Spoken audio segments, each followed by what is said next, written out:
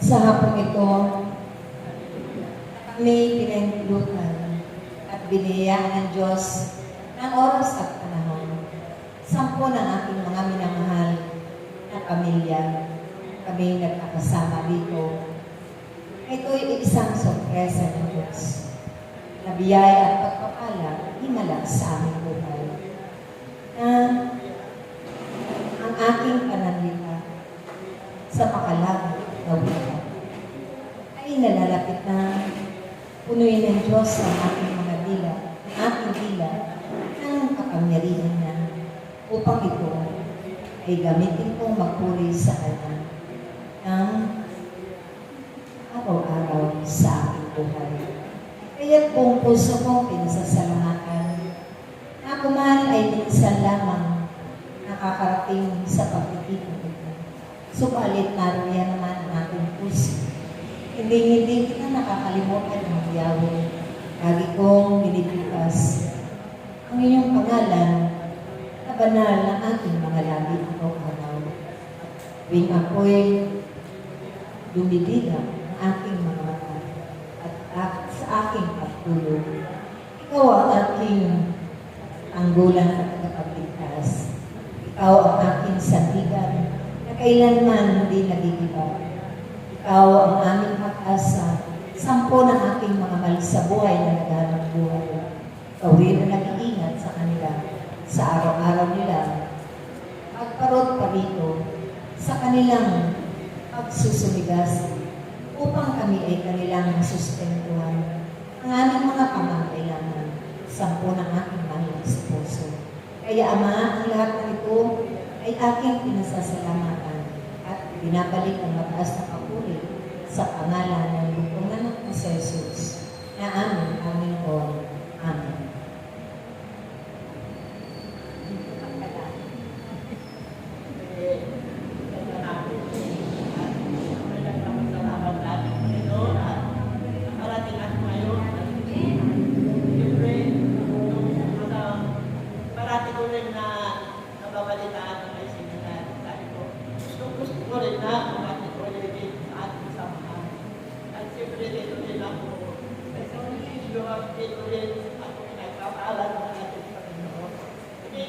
Nagulot kami ng aking anak.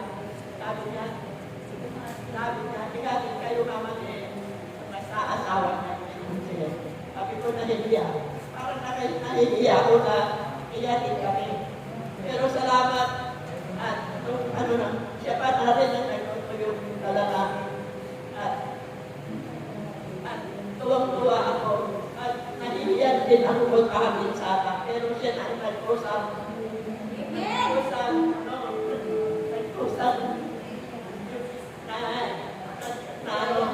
Ihahatid kami dito at wala pa kami kasi tricycle lang ang sinakyan namin doon.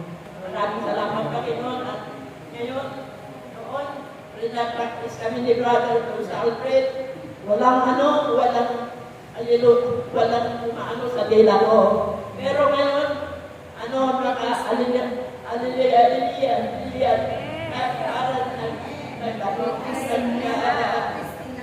yun nga, nagsiba na yung hallelujah ko.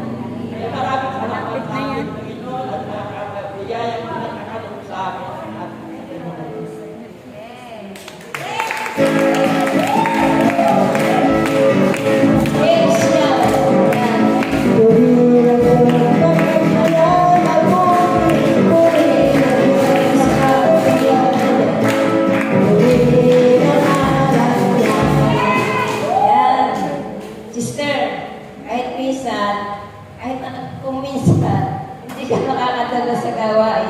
Pero alam ni Lord na lagi mo siyang naaalala at meron ka namang ibang gawain na inaatenan at tungkol rin nyo sa pagpupuri sa ating Panginoon.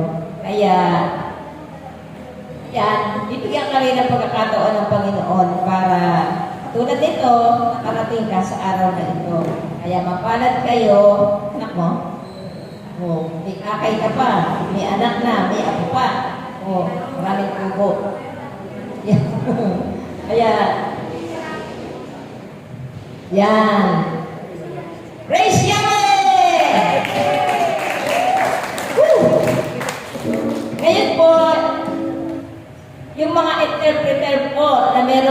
interpretasyon. Sino po ang gusto na mag-interpretation? Si ano daw? Oo nga, Mr. Tess, awag ka ni Lord. Ikaw daw muna patayo, ikaw ang tatawag sa mag-aleluya.